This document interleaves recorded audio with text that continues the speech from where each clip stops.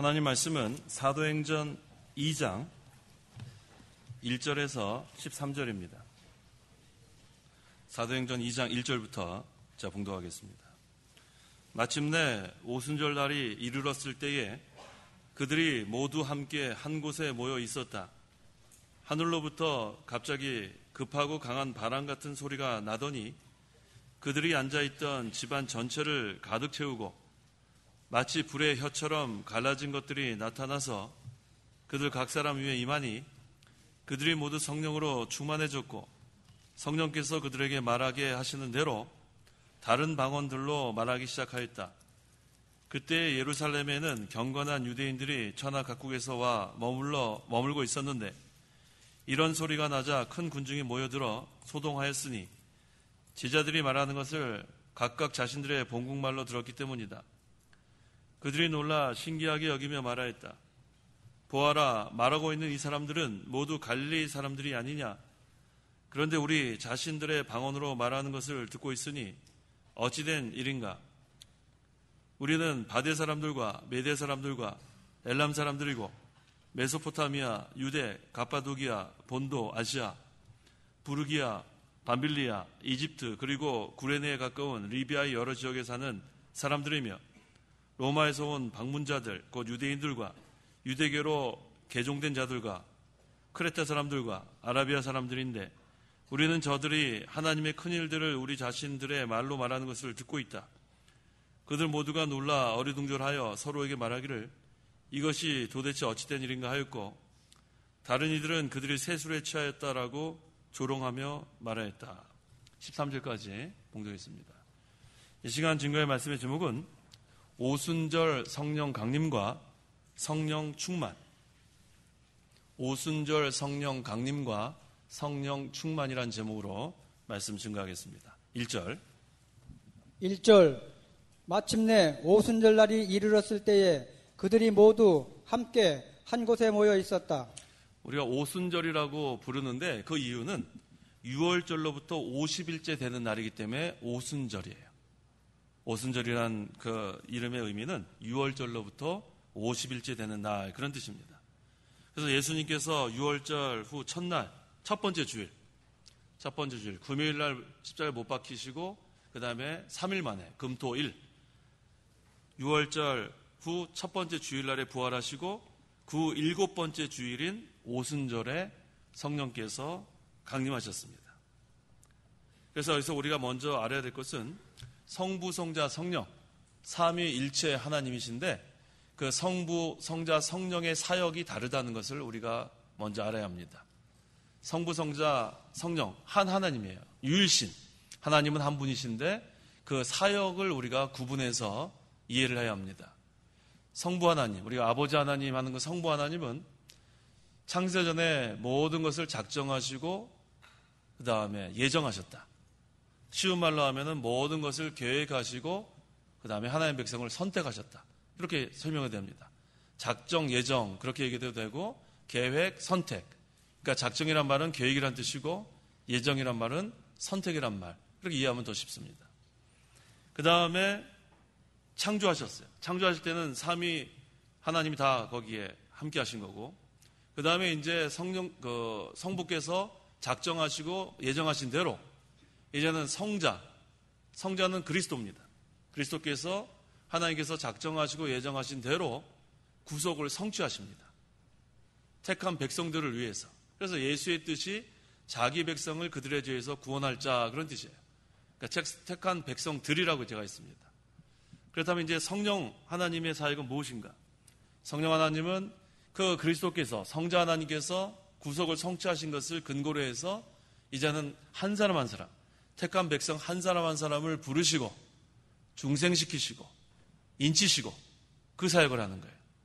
그러니까 이 성자 그리스도께서 택한 백성들을 위해서 구속을 성취하셨다면 성령 하나님께서는 그것을 근거로 해서 택한 백성 한 사람 한 사람에게 적용시킨다. 그렇게 이해하시면 되겠습니다. 그래서 우리가 먼저 성부, 성자, 성령 삼위일체 하나님의 그 사역에 대해서 우리가 구별해서 제가 설명을 했습니다.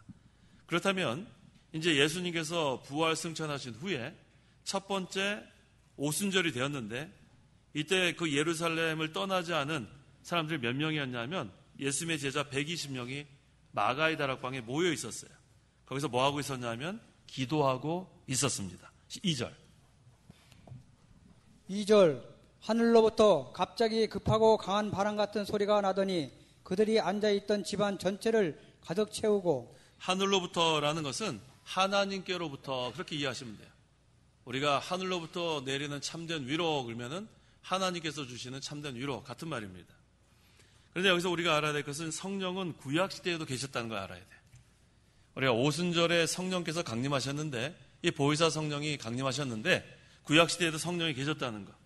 그런데 이 신약시대에 오신 성령은 특별히 오순절 성령이라 명하는 거예요. 보혜사 성령.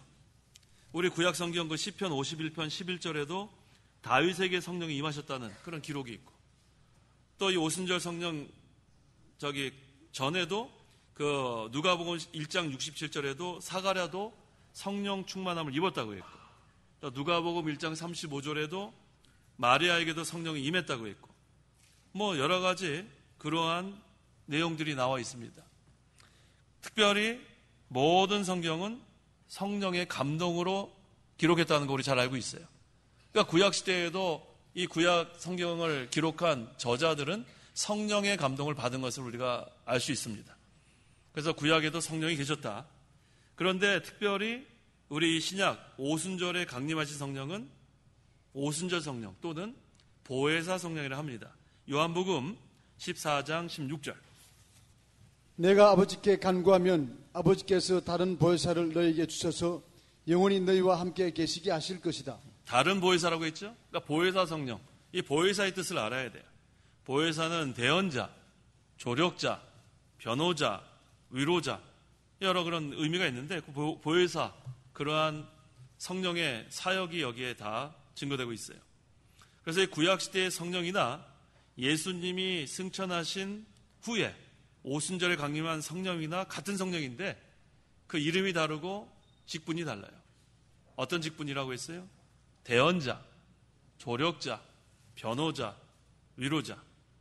그래서 예수님 승천하신 후에 오순절에 강림하신 이 보혜사 성령은 우리에게 이러한 직분을 가지고 역사하십니다. 그런데 제가 처음에 서론 부분에 말씀드린 것처럼 이 성령의 사역은 적용하는 사역을 하는 거예요. 적용. 그냥 혼자서 단독으로 하시는 게 아니고 예수 그리스도께서 이루어 놓으신 구속, 완성시킨 걸 가지고 우리 한 사람 한 사람에게 그 구속의 도리를 적용시키는 거예요. 그래서 이 보혜사 성령은 다른 말로 하면 진리의 영이라고 합니다. 우리를 진리 가운데로 인도하시는 진리의 영. 그러니까 이 구속의 세계를 우리가 맛보려면 진리의 영이신 성령의 인도를 잘 받으면 진리의 세계, 구속의 세계를 우리가 맛볼 수 있어요. 그래서 이 구약시대에는 왜 이렇게 확실하게 그렇게 성령께서 일하긴 일했지만 이 신약시대보다 확실하지 못한 이유가 뭐냐면 그 제도와 의식이 있어서 그래요. 제도와 의식으로 인해서 그 성령의 그러한 역사, 그때도 진리를 밝혀냈지만 그 의식, 제도, 의문 이런 것들이 너무 많아가지고 그것으로의 진리의 빛을 확실하게 이렇게 나타내기가 쉽지가 않았습니다. 하지만 예수님께서 구속을 성취하시고 승천하신 후에는 이 완성된 진리를 가지고 역사하시는 성령이기 때문에 이 신약시대의 성령의 사역은 확실하고 더 분명하게 우리에게 나타나는 것을 우리가 알 수 있습니다. 그래서 이 예수님께서 완성해 놓으신 이 진리, 이 구속을 가지고 성령께서 지금도 역사하시는데 그 성령의 이름이 무슨 성령이에요? 보혜사 성령이에요. 제가 지금 이 설교를 좀 강의식으로 할 수밖에 없는 게 다른 방법이 없어요. 제가 좀 더 쉽게 하고 싶은데 이건 뭐 여기 단어도 그대로 사용해야 되고 성도 여러분 잘 이해가 되셨어요? 예, 잘 이해하십시오. 성부, 성자, 성령의 사역이 다르다는 거. 그 다음에 성부께서는 계획하시고 선택하셨다는 거. 그 다음에 그리스도께서는 성부께서 계획하시고 선택하신 걸 가지고 구속을 성취하셨다는 것. 택한 백성들을 위해서. 그 다음에 성령께서는 택한 백성 한 사람 한 사람에게 그 완성된 진리를 가지고 완성된 구속을 가지고 한 사람 적용한다는 것. 그렇게 이해하시면 되겠습니다. 그래서 오늘날 우리가 이 신약시대 신앙생활하는 게 참 감사해요. 참 감사합니다.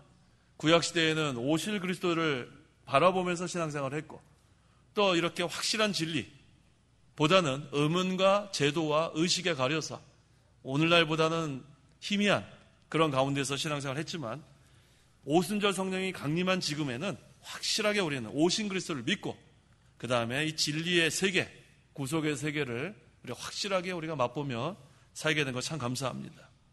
그 다음에 우리가 여기서 알아야 될 게 또 한 가지 있습니다. 이 성령 강림은 한 번만 있는 거예요. 그거 다 적어 놓으세요. 성령 강림은 반복적으로 있는 게 아닙니다. 그래서 우리가 한 번 성령께서 내주하신 성도는 성령의 옷이 없어서 하면 돼요, 안 돼요? 안 돼요. 잘 기억하셔야 돼요. 그거 우리가 헷갈리면 안 됩니다.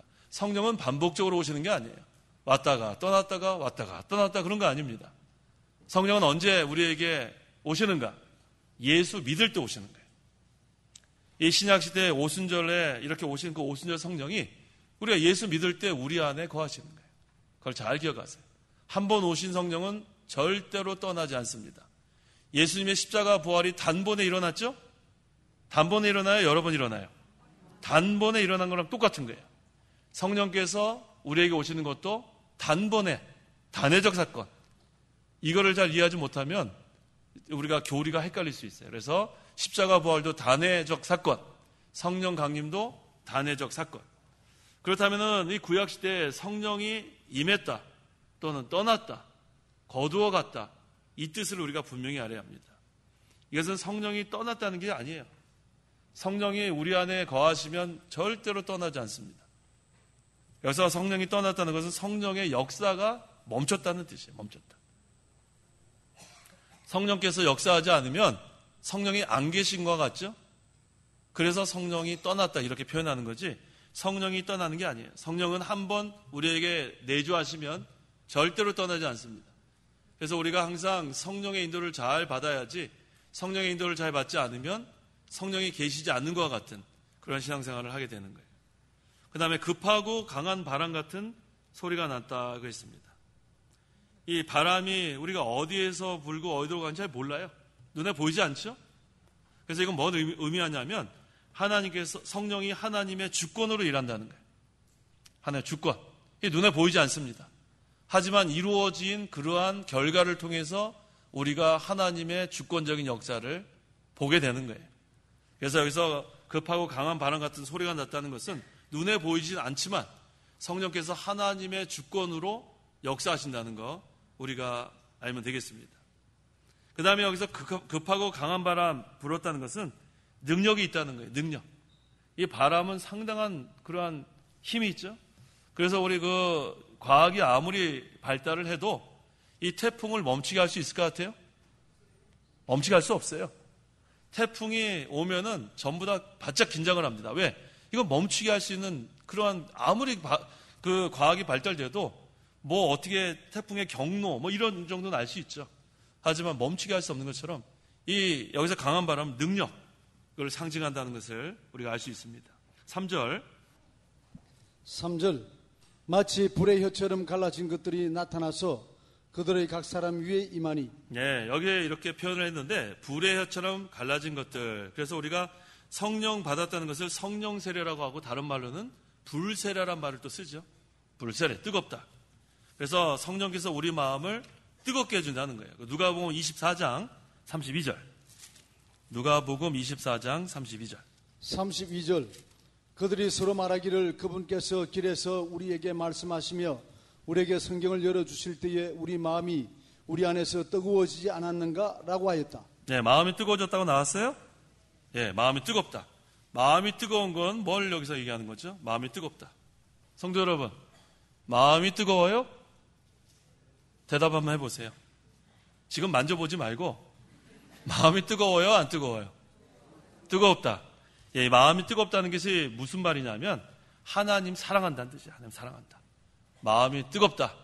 하나님 사랑한다. 그 다음에 말씀을 사모한다. 마음이 뜨거워야 돼요. 성령이 임하시면 우리가 마음이 뜨거워져야 된다. 아까 누가복음 24장 32절처럼 마음이 뜨거운 것은 첫째, 하나님을 사랑한다. 둘째는 말씀을 사모한다. 그 다음에 말씀대로 순종하려고 하는 그런 것도 뜨거운 마음이에요. 말씀을 사모할 뿐만 아니라 말씀대로 순종하려고 하는 것. 그 다음에는 예수님 따라가려고 하는 것. 그게 뜨거운 마음이에요. 예수님 따라가려면 어떻게 된다 그랬죠? 자기를 부인하고 자기 십자가를 지고 어디까지? 십자가의 자리까지. 뜨거운 마음 없으면 못 따라갑니다. 뜨거운 마음이 있어야 따라가는 거예요. 그 다음에 예수님 닮아가려고 하는 것. 그 다음에 오늘 찬송 아까 했던 거, 주를 앙망하는 마음. 그럼 올라가겠죠? 자, 그래서 하나님께서는 우리에게 뜨거운 마음을 요구하시는 거예요. 차갑든지 뜨겁든지 하라고 하지 않았어요? 미지근한 거 어떻게 하신다고 그랬어요? 토해내신다고 했어요. 미지근하면 안 돼, 미지근한. 죄에 대해서는 차갑고, 그 다음 우리는 뜨거운 마음으로 주님을 섬겨야 하는 것. 그래서 성령께서 우리의 마음을 뜨겁게 하시는 것. 그래서 여기 이 뜨겁다는 것은 그렇게 표현하면 돼요. 뜨거운 마음. 그 다음에 불의 혀처럼. 자, 이건 무슨 뜻인가? 혀는 어떤 역할을 하냐면 맛을 분별할 수 있죠? 맛을 분별한다. 그래서 이 성령은 하나님의 말씀의 맛을 알게 해주는 거예요. 우리가 지금 하늘나라를 우리는 사모만 하는데 이 성령께서 역사하시면 하늘나라를 맛보게 할 수 있어요. 우리 심령의 영적 하나님 나라가 이루어지고 하나님의 나라를 맛보게 하는 게 바로 성령의 역사입니다. 그 다음에 둘째는 불의 혀처럼, 이거 강하다 그랬는 거 보니까 이거 역시 능력, 우리에게 능력 주시는 분도 성령이라는 거 우리가 알아야겠습니다. 근데 여기 보니까 불의 혀처럼 그 다음에 갈라진 것이란 말이에요. 갈라놨다. 성령께서 갈라놨다. 이게 무슨 뜻인가? 거룩한 것과 속된 것을 갈라놓았다는 거예요. 거룩한 것과 속된 것. 그래서 이 교회는 하나님 나라고 세상은 공중 권세 잡은 마귀가 역사합니다. 그래서 이 하나님 나라와 세상에는 갈라놓아야 돼요. 누가 갈라놓는다고요? 성령께서 갈라놓습니다. 근데 말세에는 영적 유프라테스 강이 말라서 이 갈라놔야 되는데 이 갈라놓지 못하니까 자꾸만 세속화되는 거예요. 우리는 갈라놓는 거, 이거 성령께서 하시는데 이거 참 인도 잘 받아야 합니다. 그 다음에 하나님의 역사와 마귀의 역사도 갈라놔야 돼요. 하나님의 역사와 마귀의 역사. 왜?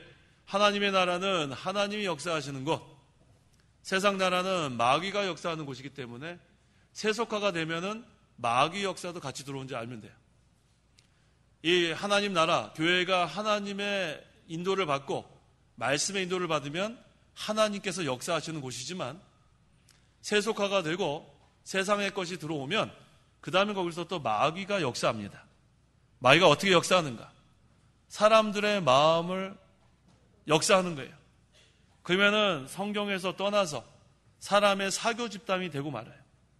사람이 사교 집단이 되고 되면 이렇게 변하게 되면 그 다음에 서로 요구하는 것이 가지각색입니다.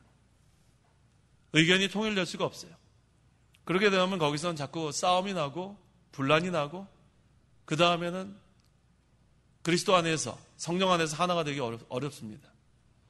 하지만 하나님의 인도를 받는 신본주의, 하나님께서 역사하시는 그러한 하나님 나라가 되면 그거는 성령 안에서 하나가 될 수 있습니다. 그래서 자기 주장을 내세우지 않게 되죠. 왜? 자기를 부인하고 거기부터 시작하는 거예요. 아까 뜨거운 마음에 아까 자기 부인하는 거 들어갔죠? 예수님 따라갈 때. 그러니까 자기를 부인하면 그러면은 자기 주장이 나올 수 없습니다.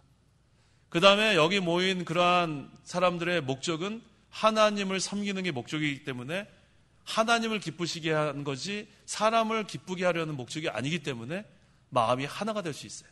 어떻게 하나가 될 수 있는가? 하나님의 나라와 하나님의 의의를 먼저 구합니다. 그러면 하나가 되는 거예요. 세상의 그러한 쾌락이나 세상의 그러한 자기 원하는 것을 목적으로 하면 의견이 통일될 수 없어요. 뭐 하자. 그럼 서로 분란이 있을 수밖에 없습니다. 하지만 하나님 나라가 첫째가 되고 하나님의 의의를 세우는 게 첫째가 되면 그때는 마음이 모아지게 돼 있어요. 그러면은 하나님께서 역사하시는 하나님 나라가 이루어집니다. 그래서 혀처럼 갈라진 것은 거룩한 것과 속된 것을 갈라놓는다. 그 다음에 하나님의 역사와 마귀의 역사를 갈라놓는다. 그 다음에 진리와 비진리를 갈라놓는 거예요. 진리 편에 서면 되는 거예요. 진리 편에. 진리가 하나님의 말씀이라고 했죠. 그래서 이 종교개혁이 그래서 참 중요한 거예요. 진리와 비진리를 날카롭게 갈라놨어요. 그러니까 어떻게 됩니까? 그 다음에는 교리가 굳건히 서는 거예요. 그래서 이 종교개혁에 목숨 걸고 이렇게 천주교에 대항했는 사람이 말틴 루터라면 이 교리를 바로 정립시킨 사람은 칼빈이에요. 그 다음에 칼빈한테 잘 배워가지고 영국 스코틀랜드에 가가지고 장로교를 시작한 사람은 존 낙스예요. 그래서 우리 장로교인 아니에요? 장로교회는 혹시 성경 퀴즈에 나올 수 있어요. 장로교를 최초로 시작한 사람은 누구일까요? 1번 말틴 루터, 2번 존 칼빈, 3번 존 낙스, 4번 모름. 몇 번입니까? 3번. 그건 맞는 거예요. 존 낙스가 장로교를 최초로 시작했다. 그래서 저기 영국 스코틀랜드 거기 에딘버러라는 데 가면 제가 한번 가봤는데 허름한 그러한 존 낙스의 생가가 있고 그 예배당 뭐 그렇게 볼품 없어요. 시작은 아주 미약해요. 근데 오늘날 얼마나 이 장로교가 꽃을 피웠습니까? 이게 바로 진리와 비진리를 갈라놓은 성령의 역사. 누구를 통했는가? 말틴 루터를 통해서 갈라놓고 그 다음에 거기 위에다가 확실한 교리를 칼빈을 통해서 세웠고, 그래서 이 칼빈이 대단한 사람이에요. 26살 때 이렇게 두꺼운 기독교 강요를 썼어요. 26살이 누가 있어요, 우리? 26살. 26살 하면 손 들어보세요. 박철, 26살 아니에요? 28 됐어요, 벌써? 26살 없습니까? 예. 26살 얼마나 젊어요. 그런데 그때 그건 하나님의 특별한 역사예요. 26살 때 그렇게 깊은 그 교리서를 작성할 수 없습니다. 그래서 성령께서 하시는 것으로 우리는 믿습니다. 그 다음에 칼빈이 조금 이렇게 기독교를 통해서 부족한 면이 있습니다. 읽어보면 그 다음에는 칼빈주의자라 그래가지고 칼빈의 그 신학을 이어받은 그 청교도 신앙, 그 개혁주의 신학자들이 17세기에 그걸 계속해서 글을 써나갔어요. 그래서 오늘날 이렇게 확고한, 그래서 그리고 종교개혁 이후에 얼마나 많은 교리서가 만들어졌는지 몰라요. 웨스트민스터 신앙고백서, 하이델베르그 요리문답, 벨직, 뭐 제2 스위스, 뭐 얼마나 많이 만들어진지 몰라요. 소요리문답, 대요리문답. 그게 전부 다 성령의 역사입니다. 그래서 오늘날 우리가 이렇게 편안하게 그거 다 참고해서 이렇게 성경 말씀 가르칠 수 있는 것 참으로 감사합니다. 4절. 각 사람 위에 임하니. 자, 성령이 마가의 다락방에 모인 120명 위에 충만하게 임했다고 했습니다. 그래서 이제는 성령께서 임한 다음엔 떠나지 않는 거예요. 그 다음에는 끝까지 인도하시고 진리 가운데로 인도하십니다. 4절. 4절. 그들이 모두 성령으로 충만해졌고 성령께서 그들에게 말하시게 하시는 대로 다른 방언들로 말하기 시작하였다. 그 다음에 성령으로 충만해졌고 성령께서 강림하신 다음에 성령으로 충만해졌고가 나오는 거예요. 성령이 강림하지 않으면 충만할 수 없습니다. 순서를 알아야 돼요. 성령께서 강림하시는 건 단회적 사건이라고 했죠. 그래서 여기 모이신 우리 예수를 믿는 성도들은 이미 우리 안에 성령께서 강림하셨어요. 성령께서 우리 안에 계신 걸 다 믿으시는 분 손 들어보세요. 다 믿는 분들이에요. 믿는 분들. 손 드시면 다 믿는 거예요. 자, 확실하죠? 그 다음에 이제 여쭤볼게요. 성령 충만의 뜻은 뭐냐면 내가 성령의 인도와 주장을 온전히 받는 것. 내 주장대로 살지 않고 성령의 주장과 인도를 온전히 받는 게 성령 충만입니다. 나는 성령 충만하다 한번 손 들어보세요. 아까 손 든 분들 다 어디 가셨어요? 자, 이거 잘 이해하시면 돼요. 우리가 성령 강림한 다음엔 다 예수 믿어서 하늘나라 갑니다. 그 다음에 성령 충만은 반복적으로 되는 거예요. 반복적. 그러니까 성령 강림은 단회적이라고 했죠. 성령 충만은 우리가 힘써야 돼요. 날마다 자기를 쳐서 복종시키고 성령의 주장과 인도를 온전히 받아 나가면 성령 충만하고, 나는 내 마음대로 살겠다. 내 주장대로 내 생각대로 살겠다. 그럼 성령 충만하지 못해. 그러면 또 하나님한테 또 우리가 혼난 다음에 천부의 의지 없어서 손 들고 옵니다. 회개한 다음에 또 간절히 또 기도해서 성령 인도를 받으면 또 성령 충만하고, 우리 그런 생활을 반복적으로 할 때가 많이 있어요. 그래서 우리가 이 성령 충만한 것은 양적인 의미가 아니라고 했어요. 여기 지금 이만큼 있잖아요. 이만큼 있죠? 제가 좀 마실게요. 줄어들었어요. 그러면 성령이 이만큼 줄어드는 거예요? 줄어드는 거예요? 너무 많이 올랐어. 자, 그래서 이런 양적인 의미가 아니라는 거예요. 성령 충만이라는 그런 의미는 그런 양쪽으로 생각하면 안 돼요. 그래서 잘못 가르친 데는 이렇게 성령이 넘친다, 그런 표현을 갖고 있었는데 성령이 넘치고 그런 거 없습니다. 아까 성령 충만의 의미가 뭐예요? 성령께서 나를 온전히 주장하시고 인도하신다, 그런 뜻이에요. 이건 양적인 의미가 아닙니다. 이건 성령의 인도를 잘 받는 사람이 성령 충만하다, 그렇게 이해하시면 돼요. 양하고는 상관없는 거예요. 그래서 성령이 무슨 뭐 줄었다가 늘었다 그런 거 아닙니다. 그래서 성령이 늘 우리와 함께 하시는데 우리 마음대로 살면 성령께서 우리를 인도하지 못하세요. 그래서 항상 자기를 쳐서 복종시키고 자기 욕심대로 살면 성령의 인도를 잘 받지 못합니다. 그래서 항상 우리가 성령 충만하려면 자기를 부인해야 돼요. 자기를 쳐서 복종시키고, 두 번째는 말씀을 순종해야 합니다. 왜? 보혜사 성령은 진리의 영이기 때문에 말씀에 순종해야 성령 충만할 수 있습니다. 요한복음 16장 13절.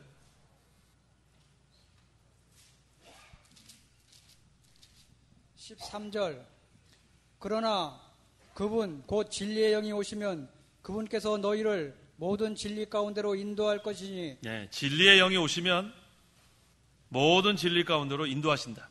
그래서 우리가 말씀을 순종해야 성령 충만합니다. 첫째는 자기를 쳐서 복종시키는 것, 자기 생각, 자기 주장 다 버리고 그 다음에 말씀에 순종하면 성령 충만할 수 있습니다. 5절. 그때에 예루살렘에는 경건한 유대인들이 천하 각국에서 와 머물고 있었는데, 이스라엘 사람들이 지키는 그 절기가 3대 절기라고 있죠. 유월절, 오순절, 수장절. 유월절, 오순절, 수장절. 그래서 이번에는 이 오순절을 지키기 위해서 천하 각국에 흩어져 있던 많은 사람들이 지금 예루살렘에 모여들었습니다. 그래서 그 6절에서 12절은 읽지 않겠는데 여러 곳에서 온 사람들을 여기서 증거하고 있는 거예요. 그래서 예수님의 제자들이 성령의 충만함을 받았기 때문에 이제는 방언을 하게 됐습니다. 성령의 큰 권능이 임함으로 모든 사람의 심령이 깨어나고 이젠 새로운 그런 시대가 시작된 거예요. 그래서 심령이 새로워지고 새로운 진리를 깨닫게 되면 그 다음에 이와 같이 방언, 새로운 말이 나오게 됐습니다. 그런데 이때에는 특별한 하나님의 역사인 줄 알아야 돼요. 특별한 하나님의 역사. 그래서 오늘날 우리가 여기 보면 전부 다 외국어로 얘기하는 거 아니에요? 방언이라는 것은 외국어로 얘기한다는 거예요. 근데 오늘날 그런 쓸데없는 기도하면 안 돼요. 하나님, 그 사도시대 이렇게 하나님께서 역사하셔서 외국어가 이렇게 잘 됐는데 저도 좀 터지게 해달라고, 영어 좀 갑자기 잘하게 해달라고. 그럼 돼야 안 돼요? 지금은 그렇게 하는 거 아니에요. 지금 어떻게 해야 돼요? 영어 잘하려면 영어 학원을 다니든지 뭐 열심히 단어를 외우고 그렇게 노력해서 영어가 되는 거지, 하나님 영어가 그냥 방언 터지게 해달라고 기도하는 건 그건 성경적이지 않아요. 이때는 특별한 하나님의 역사가 있었어요. 왜? 갑자기 이 복음이 지금 이렇게 예루살렘과 유대와 사마리아 땅끝까지 전파돼야 되니까 하나의 특별한 역사가 있는 거고, 영어 공부는 열심히 해야 영어를 잘할 수 있는 거예요. 아시겠죠? 프랑스 공부를 하려면 어떻게 해야 돼요? 프랑스 공부 열심히 해야 돼요. 오늘 저기 보니까 레베카 왔네. 우리 프랑스 지난번에 우리 갔던 우리 청년. 그러면 레베카 한 데 가갖고 자꾸만 뭐 프랑스 말 배우고, 그 다음에 영어 공부 열심히 하려면 또 영어 공부하고, 여기 또 우리 일본에서 온 청년. 그래서 일본말 잘하잖아요. 그럼 일본말 그렇게 열심히 하면 되는 거예요. 아시겠죠? 기도할 때 우리가 그렇게 하는 기도는 잘못된 기도예요. 갑자기 뭐를 잘하게 해달라는 기도는 하면 안 돼요. 그래서 제가 또 한 번 얘기하죠. 개혁주의는 뭐예요? 하나님의 주권과 인간의 책임이라는 거예요. 인간의 책임. 하나님의 주권만 믿고 잘 되겠지 하면 안 돼요. 반드시 인간의 책임이 있어야 합니다. 그렇게 하십시오. 자, 그래서 이제는 우리가 이 새 시대, 이 신약 시대는 어떻게 살아야 되는가? 로마서 12장 2절. 2절. 너희는 이 세대를 본받지 말고 오직 마음을 새롭게 함으로 변화를 받아 하나님의 선하시고 기뻐하시고 온전하신 뜻이 무엇인지 분별하도록 하리라. 네, 우리가 살아가는 이 세대를 본받지 말고 오직 마음을 새롭게 함으로 변화를 받아라고 있죠. 자, 이것은 성령으로 변화를 받는 거예요. 성령의 능력으로 변화를 받으면 사람의 심령이 깨어나고 그 다음에는 진리를 깨닫게 되고 그 다음에는 새 노래로 노래하게 되는 거예요. 그래서 새 노래는 새로 만들어진 노래가 아니라고 했죠. 성령께서 우리 마음속에 역사하셔서 중생한 영혼, 우리는 다 이제 거듭났어요. 산 영혼이 됐어요. 그래서 중생한 영혼이 부르는 노래가 새 노래예요. 그렇게 이해하시면 돼요. 만약에 그렇게 새 노래가 요즘 새로 만들어진 그런 노래라면 계속해서 우리는 이 찬송가 바꿔야 되죠. 요새 우리 세상 노래도 계속 바뀌지 않아요? 세상 노래도 옛날에는 천천히 불렀는데 요새는 너무 빨리 부르죠. 그래서 요즘은 랩이라 그래가지고 뭐 한마디도 못 알아듣겠어요. 지난번에 저기 어디 우리 잠깐 커피 마시러 갔는데 저는 그게 외국 노래인 줄 알아서 물어봤더니 한국 노래래요. 한마디도 제가 못 알아듣어요. 마다다다다 얼마나 빨리 하는지. 옛날에 얼마나 좋아요. 옛날에 천천히 부르는 거. 할머니들 옛날 노래 뭐 좀 아세요? 아니 뭐라 안 그럴게요. 옛날 노래 좀 아세요? 예?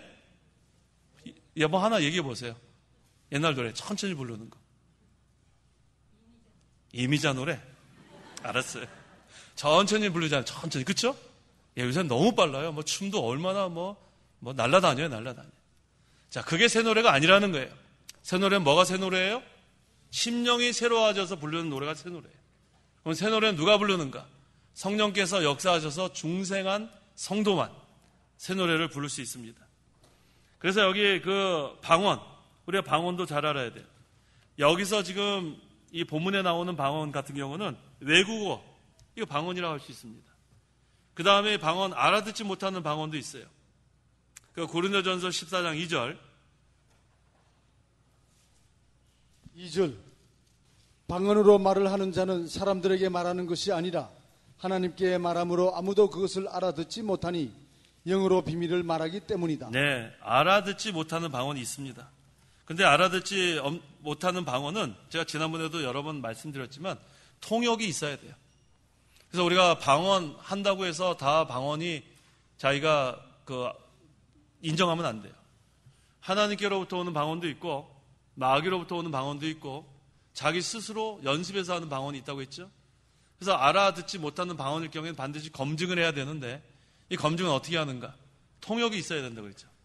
통역하는 은사 있는 사람 한 두 사람 불러다 놓고 서로 따로 앉혀놓고 자기가 알아듣지 못한 방언을 하면 그 다음에는 그 통역하는 사람들이 자기다 받아 적어놓고 그 다음에 갖고 와서 그것이 똑같아야만 그것이 하나님께로부터 오는 방언이라고 우리가 인정해야 돼요. 근데 저는 지금까지 신앙생활하면서 그렇게 방언한 사람 못 봤습니다. 방언한다고 하는 사람 많이 봤는데 제가 얼마나 많이 봤겠어요, 그동안. 그런데 그렇게 통역해가지고 일치해가지고 하나님께로부터 오는 방언이라고 검증한 것은 못 봤어요. 그래서 우리는 방언을 하기를 사모하기보다는 예언을 사모하라고 했죠. 예언이 바로 하나님 말씀이에요. 그 다음에 우리가 또 할 수 있는 방언. 그건 무슨 방언이에요? 모두 다 우리가 하는 방언이에요. 새 방언. 새 방언. 아까 우리 새 노래는 예수 믿는 사람이 하는 것처럼 이 새 방언도 우리만 할 수 있어. 우리. 새롭게 말씀을 깨달아서 우리나라 말로 말하는 거예요. 말씀 깨달으면 우리나라 말 얼마나 좋아요. 다 알아들을 수 있는 말. 이게 바로 새 방언입니다. 그래서 우리가 방언을 못한다고 낙심할 것도 없고 방언을 하려고 그렇게 힘쓸 것도 없고 우리는 새 노래를 하고 새 방언을 하기 때문에 그것으로 만족하면 돼요. 우리에게는 어떤 은사가 있는가? 우리 모두 다 받은 은사가 다 있어요. 무슨 은사일 것 같아요? 우리 모두 다 받았어요. 모두 다. 믿음이에요, 믿음. 은사가 뭐냐면 은혜란 뜻이에요. 선물. 우리가 무슨 은사를 받았어요? 큰 소리 한번 해서 무슨 은사를 받았어요?